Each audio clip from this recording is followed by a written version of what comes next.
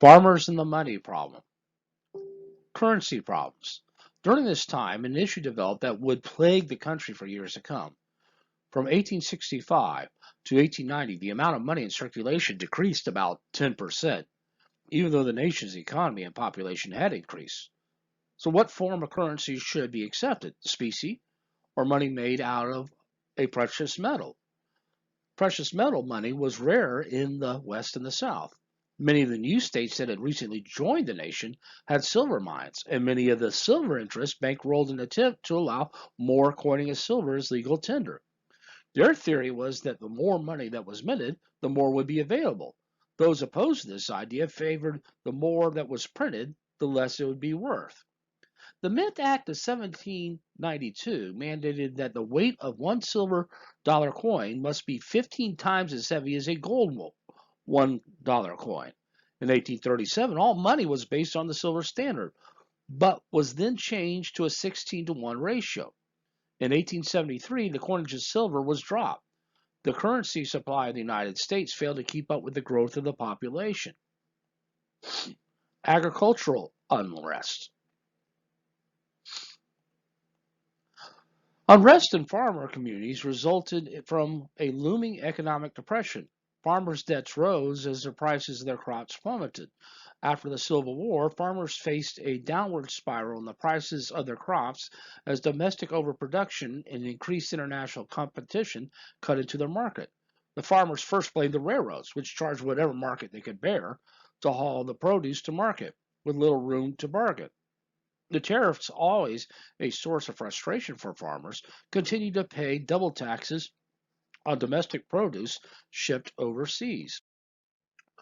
Farmers' alliances.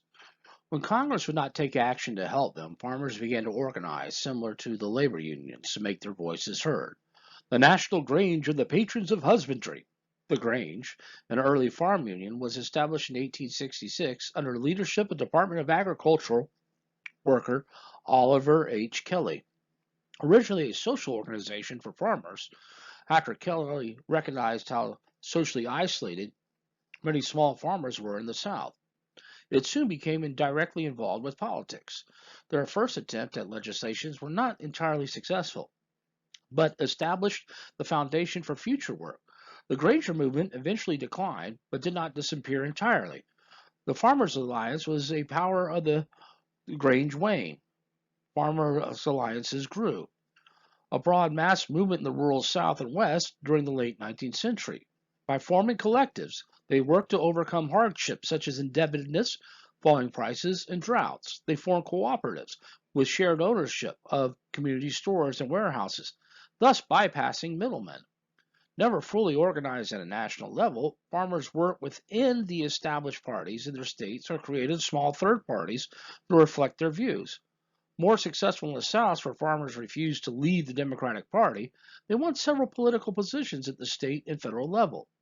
The agricultural depression of the late 1880s politically mobilized farmers.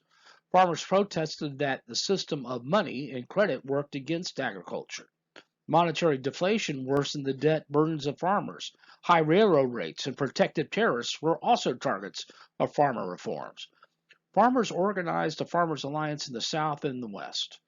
The alliance tried to establish cooperatives and develop new ideas to solve rural credit and currency problems. Encompassing several organizations and demanding economic political reforms helped create the Populist Party. Mary Lease was known for her oratory skills and was called the Kansas Cyclone. As we see in this quote here, "You may call me an anarchist, a socialist, or a communist, I care not.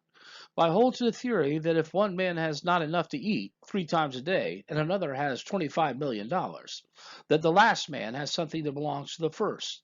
The great common people of this country are slaves, and monopoly is the master. The West and South are bound and prostrate before the manufacturing East." In the 1890s, state-level third parties ran populist campaigns and gained control of 2 state legislatures and won several congressional elections. Early populist party victories often came at the expense of Republicans. In 1892, an association of farmers, labor, and reform groups organized the People's Party, also known as the Populist Party, and ran on the Omaha platform, which repudiated laissez-faire and demanded economic and political reforms to aid distressed farmers and workers. The election of 1892. An association of farmers, labor, and reform groups organized the People's Party, which was also known as the Populist Party. In the election of 1892, President Harrison again faced Grover Cleveland, and both faced the populist candidate James B. Weaver. The results: though meeting disappointments, the Populists received over 1 million votes, carried several western states, and won hundreds of state offices throughout the West and some areas of the South. The Depression of 1893. Just before Cleveland was sworn into his second term, the Philadelphia and Reading Railroad declared bankruptcy and took with it several banks and other overextended railroad companies. This sparked an economic panic that lasted 4 years and an unemployment rate of 20%. Cleveland and the Congress responded to the panic of 1893 by repealing the Sherman Silver Purchase Act of 1893 and trying to return the United States to the gold standard. Although this action seemed wise to Cleveland and Congress, it came at a time when people needed more available currency in circulation rather than less, and further weakened the economy. Coxey's Army. Labor unrest spread across the country, and in 1894, about 750,000 workers went on strike to protest the nation's weak economy and the government's inability or unwillingness to reverse rising unemployment. Jacob S. Coxey led one particular vocal group, known as Coxey's Army. Coxey, his wife, and son rode in a carriage while about 400 protesters marched towards Washington, D.C. Upon their arrival, Coxey was arrested for walking on the grass. The resonance of Coxey's Army demonstrated the growing strength of populists in the nation. Populists argued that the nation was growing all the more divided between tramps and millionaires. Republicans, meanwhile, viewed the populists as emerging socialists who would undermine the nation's capitalistic economy. The election of 1896.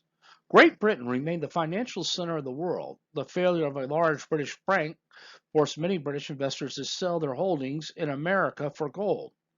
This, in turn, drained the United States of much of its gold supply, making the already inadequate money supply even thinner. This prompted the silver interest and their desires to increase the coinage of silver to end the panic. Unpopular actions and the continuing depression alienated workers and farmers from the Cleveland administration and the Democratic Party. Silver was the major issue of the 1896 election. McKinley won the Republican nomination on a platform that supported high tariffs and the gold standard. Remember what William Jennings Bryan said? Fight hard, but fight clean. But you ain't fighting clean, Granny. Of course I ain't. William Jennings Bryan was a loser. Although Cleveland offered himself for a third term, he is bypassed in favor of 36-year-old William Jennings Bryan.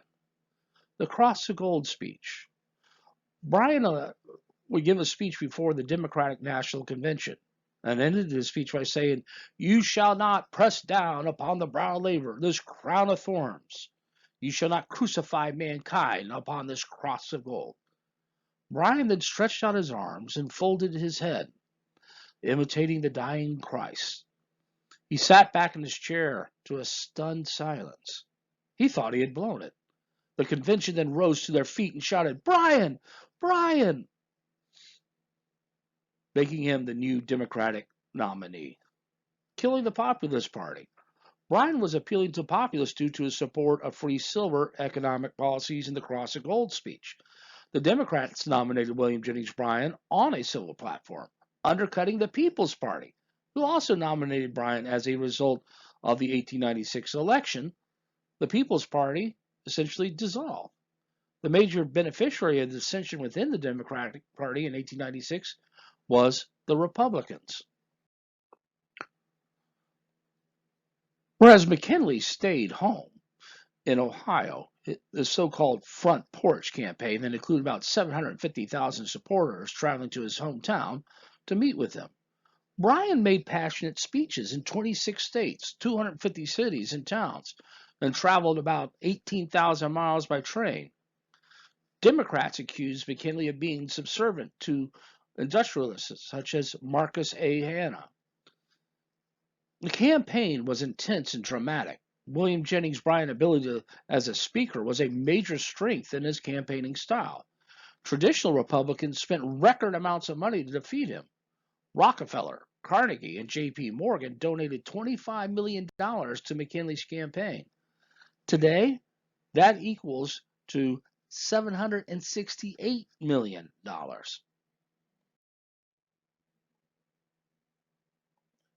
The results. Bryan had 6.5 million votes and McKinley had 7.1 million. McKinley won the Electoral College vote as well, carrying most of the North, East, and Midwest.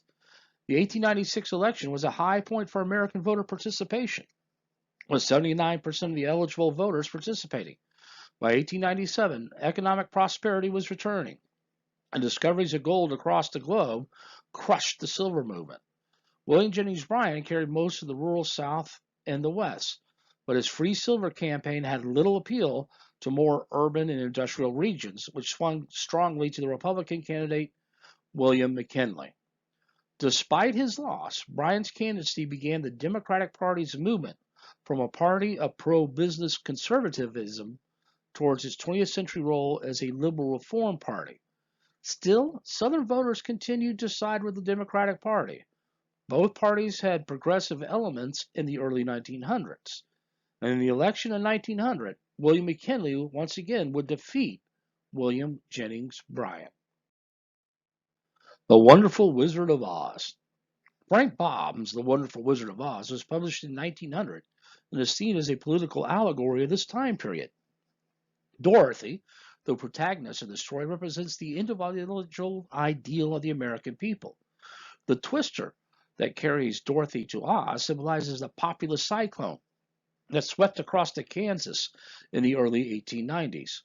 Baum was not the first to use the metaphor. Mary E. Lease, a fire-breathing populist orator, was often referred to as the Kansas Cyclone. Toto is also a pun, a play on teetotaler, a person who doesn't drink. Prohibitionists were among the populist most faithful allies, and the populist hope William Jennings Bryan was himself a dry. As Dorothy embarks on the yellow brick road, Toto trots soberly behind her, just as the prohibitionists soberly followed the populace. The Wicked Witch of the East represents Eastern financial industrial interests and their gold standard political allies, the main targets of populist venom.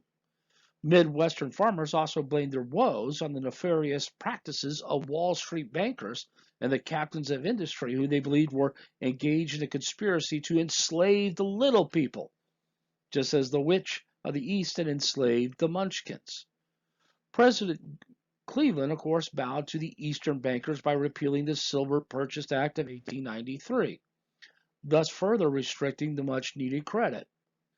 McKinley prompted the silver industrialist, Mark Hander, made the gold standard the centerpiece of his campaign against Bryan and free silver. Silver slippers, not ruby in the movie, represents the silver Dorothy treads in the yellow brick road, and silver shoes, not in ruby slippers. Silver shoes on a golden road, a key plank in the populist platform was demand for free silver. That is, free and unlimited coinage of silver and gold at a fixed ratio, 16-1. And the Good Witch of the North would represent the voters who were sympathetic to the populace. The brainless scarecrow represents the Midwestern farmers whose years of hardship and subjugation to ridicule had created a sense of inferiority and self-doubt. Critics scoffed at their overblown rants, mocked their paranoid style, and dismissed their simplistic nostrums as a distempered ravagings of social hayseeds. The Tin Woodsman, once healthy and productive, was cursed by the Wicked Witch of the East, lost his dexterity, and accidentally hacked off his limbs. Each lost percentage was replaced by tin, until the woodsman was made entirely of metal.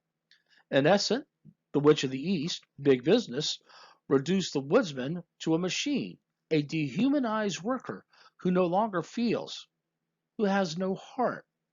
As such, the Tin Man represents the nation's workers, and particularly the industrial workers, with whom the populists hope to make a common cause. The Cowardly Lion was William Jennings Bryan. Put him up, put him up. The Nebraska representative in Congress and later Democratic presidential candidate in 1896 and 1900. Bryan, which rhymes with lion and a near homonym of lying, was known for his roaring rhetoric and was occasionally portrayed in the press as a lion as well as the Populist Party itself. Although Bryan's supporters considered him courageous, his critics thought him cowardly for opposing war with Spain in 1898 and subsequently annexation of the Philippines. The Wicked Witch of the West is also a cruel enslaver, and she appears to represent a composite of the malign forces of nature that plague farmers in the Midwest and the power brokers in the region, mirrored in the witch's dominion, which recalls the parched plains of western Kansas. The malign manipulation of gold and silver by the Wicked Witch represents the other half of the Western Minutes. The fourth witch, Glinda of the South, is a good witch who, unlike her northern counterpart, understands the power of Dorothy's silver shoes. The winged monkeys, the unwilling minions of the Witch of the West, add a further dimension to the Oz allegory. These creatures represent the Plains Indians. As the monkey's leader relates, we were a free people living happily in the great forest, flying from tree to tree, eating nuts and fruit, and doing just as we please, without calling anyone master. The monkeys were initially sequestered, a reference to the government's reservation policy. The Winkies, who are forced to work the Witch of the West, represent the yellow man of Asia, especially the Chinese immigrants and the native Filipinos. The land of Oz, with its varied landscape and diverse inhabitants, is a micronism of America. The Emerald City, its center and seat of government, represents Washington, D.C. In an effort to be made whole, Dorothy and her band travel to the capital to see the wizard, who presumably has the power to grant them their wishes. The green color that they encounter with a combination of gold is also a recurrent image. This is then as now, green was the color paper money. The Greenback Party, a precursor of the Populists, advocated the expansion of the money supply via the increased circulation of greenbacks. Jacob Coxey was a greenbacker, as well as James B. Weaver, the Populist presidential nominee in 1892. And most of the green imagery in Oz in general in nature and does not appear to indicate specific parallels. Toto wears a green collar that fades to white, silver, and later he receives a gold collar, as does the lion in the Emerald City. Everyone is required to wear green glasses with gold bands so that nearly everything appears a resplendent green. The lion's liquid courage is poured from a green bottle into a gold green dish, and the wizard's balloon is patched with green silk of various shades, as the spectacles create an illusion of liquid courage is only a placebo, and the balloon is merely a patchwork, so the demand for paper money exposed as a panacea for the farmer's woes. The word Oz itself is abbreviation for an ounce of gold and silver. The wizard can also take any form, and the wizard himself is the President of the United States of the Gilded Age. Given the even division of Democrats and Republicans and razor-thin majorities of most presidential elections, candidates rarely took clear stands on the issue. The wizard hails from Omaha, where he became a talented ventriloquist and later a circus balloonist. Nebraska was also the bastion of populism, and Omaha the site of the 1892 Populist National Convention, where the party adopted the Omaha platform.